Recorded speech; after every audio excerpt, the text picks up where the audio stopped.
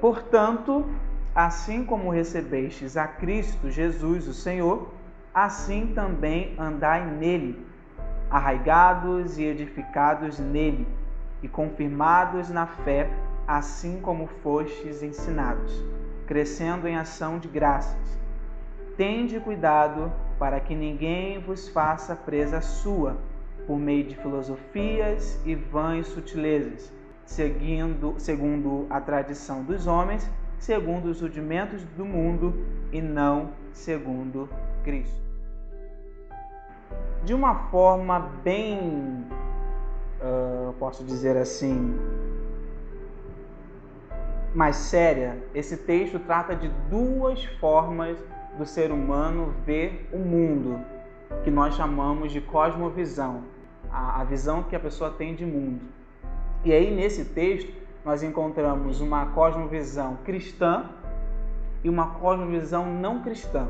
Um cristão que vê o mundo de uma forma e um não cristão que vê o mundo de outra forma. Aqui você vai encontrar uma pessoa que vê a Deus e vê o homem e vê o mundo de um ponto de vista não bíblico. O verdadeiro cristão, ele está comprometido com Deus e a sua palavra. Então, quando você abre Colossenses capítulo 12 e você lê esses textos, você percebe que no mundo há dois tipos de visão. A visão que o cristão tem, de acordo com a palavra, deste mundo, do próprio Deus e do próprio homem, e a visão que um homem que não tem a mente de Cristo tem do Deus que nós servimos, tem do mundo e tem dele próprio. E o Missão do Evangelho, ele existe para poder resgatar essa visão que já se perdeu. Nós olhamos hoje para a igreja do século XXI e se perdeu aquela visão das Escrituras, de entender que a vida do ser humano cristão, a vida da igreja, ela é regida pela palavra. E o Missão do Evangelho, ele existe, tá, com esse propósito.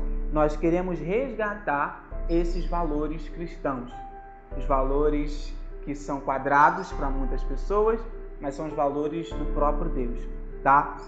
A Bíblia, nas palavras de um grande filósofo e pastor e grande teólogo, né? Eu gosto de chamar de filósofo porque ele ama a sabedoria, ele amou a sabedoria no passado. Então, ele diz o seguinte, que a Bíblia, ela é o nosso guia mestre em cada área da vida.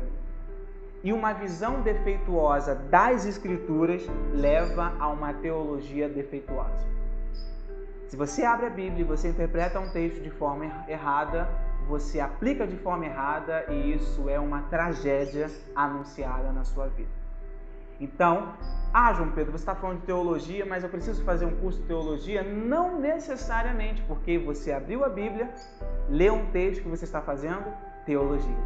Porque a teologia nada mais é do que um estudo acerca das verdades de Deus, acerca do próprio Deus. Então, se você pega a Bíblia, ler um texto, você tem a oportunidade de explicar esse texto, o que você está fazendo naquele momento é teologia. E se você tem uma teologia errada acerca do Deus que nós servimos, se você pega a palavra e ler um texto e aplica de forma errada, com certeza muitas coisas ruins vão acontecer, porque a palavra, eu costumo dizer, e a gente percebe isso, ela é mãe das heresias. As heresias que surgem e que surgiram ao longo do tempo, elas são baseadas na Bíblia. Ou você acha que quando você pega, por exemplo, os testemunhos de Jeová, ou qualquer outra seita, ou qualquer outra heresia que se encontra aí no mundo, eles utilizaram qual tipo de livro? Eles utilizaram a própria palavra. Não, é o Deus do Antigo Testamento, não tem essa de Jesus. Jesus é apenas um que é menor do que Deus e aquela coisa toda. Então eles encontram textos, e quem aqui conhece a seita dos Testemunhos de Jeová sabe que ele já vem há muitos anos tirando textos da Bíblia. Há um texto muito conhecido para nós que se encontra lá em João capítulo 1, que fala assim: o verbo se fez carne e o verbo estava com Deus, o verbo era Deus, correto? Só que na tradução deles é uma tradução que diz assim, olha, o verbo se fez carne habitou entre nós, e esse verbo, ele era um Deus. A visão defeituosa que você tem na Escritura faz com que você tenha uma teologia defeituosa. Aí você para assim, mas João Pedro, a Bíblia foi escrita por homens. Correto. E aí você vai pegar lá no livro de 1 Pedro, ele falando que homens inspirados pelo Espírito Santo, e eu quero utilizar essa palavra inspirados, para a gente poder entender essa questão e você também poder fazer uma apologética quando alguém te perguntar, mas a Bíblia foi escrita por homens, aquela coisa toda? Simples assim. A palavra que nós utilizamos para inspirados quer dizer o sopro de Deus. Ou seja, quando falamos de inspiração bíblica, queremos dizer que homens santos escreveram precisamente o que Deus queria. Isso faz toda a diferença, porque eles sentaram e em determinados momentos da história, Deus soprou na vida deles, revelou a eles o que nós temos hoje como Escritura Sagrada. E o Missão do Evangelho, ele vem levantando essa bandeira, e dentro dessa bandeira a gente tem vários temas, vários lemas. E um desses lemas é: as palavras das Escrituras são as próprias palavras de Deus. É por isso que essa minha introdução, ela tem um propósito de fazer você entender a importância da Bíblia. E aí, pessoas morreram, pessoas deram a sua vida por causa desse livro. E é um livro que poderia ser extinto, porque quantos reis queimaram esses livros? Quantas autoridades proibiram esses livros de chegarem até os seus países e mandaram queimar o livro? E você vê que é um livro que está aí há mais de 2017 anos. É um livro que conta passado, presente e futuro de toda a humanidade. É um livro que foi escrito por pessoas de diferentes épocas. Porque como é que Moisés ia escrever sobre Adão se ele não viveu com Adão e com Eva? Como é que ele poderia descrever a grandeza da criação, de Deus dizendo haja e houve, de Deus falando todas aquelas coisas, se ele não estava lá?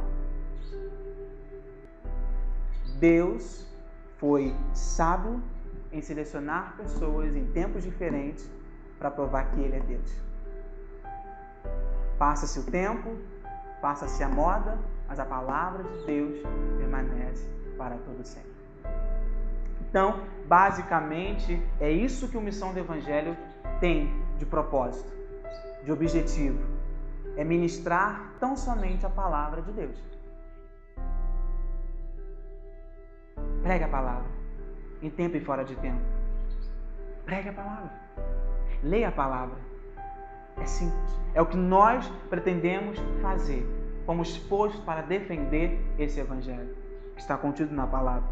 E o Evangelho, ele diz respeito a nada menos que todas as coisas. Se você, por exemplo, for ler Colossenses capítulo 1, você vai ver que o apóstolo Paulo, ele fala sobre a supremacia de Cristo. Você já imaginou você abrir um livro e está escrito assim, olha, ele é a imagem do Deus invisível, ele é o primogênito de toda a criação, pois nele foram criadas todas as coisas que há nos céus, na terra, visíveis e invisíveis. Você já provou pensar que a história é dividida por causa desse Jesus?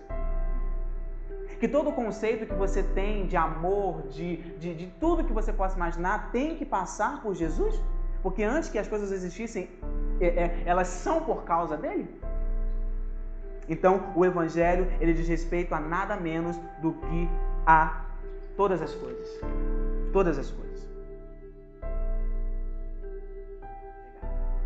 Finalizo com a frase de Paul Washer. É uma frase que me chamou muita atenção, eu joguei no Facebook, e ela faz muita diferença, porque eu quero viver essa frase na minha vida. Ela diz o seguinte: nós vivemos entre dois dias.